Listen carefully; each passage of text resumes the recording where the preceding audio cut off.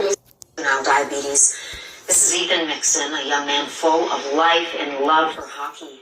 Then came a diagnosis that would change his life forever. In 2021, 38.4 million Americans, or 11.6% of the population, was diagnosed with diabetes. 2 million have type 1 diabetes, including about 304,000 children and adolescents.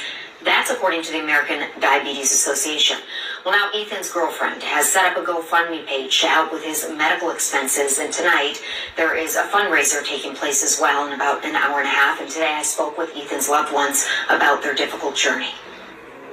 Tell me about what happened. It was November 8th? November 8th. So we both had COVID for like the week prior to that, so we were both just pretty sick in the house. Maya Campbell has been dating Ethan Mixon for several years. Months ago, she knew something was terribly wrong. He started getting like really sick and he couldn't really walk as well. He was just sleeping 24/7. He was like, I'm starting to feel even worse. I think I should go to an ER. They didn't seem to find anything wrong, so I took him home. But hours later, he got worse. He just started hallucinating. He was trying to drink like the water out of thin air. He just didn't know where he was. An ambulance rushed Ethan to Kenmore Mercy. Doctors discovered he has type 1 diabetes, a chronic condition where the pancreas can't produce insulin. At 4:30 a.m. we got a call saying his blood sugar was at 1,098.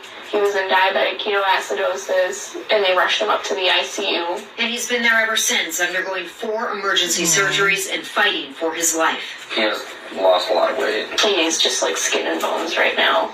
And you're his brother? Yeah. And how are you holding up through all this? I'm hopeful.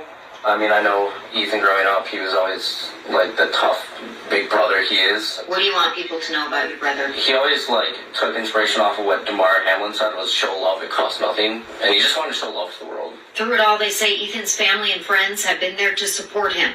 They organized a fundraiser and GoFundMe to help cover medical expenses. And before all of this happened, your life was just going along as usual, right? You know, like those things when people say, oh, you never expect it to happen to you, and you're like, no.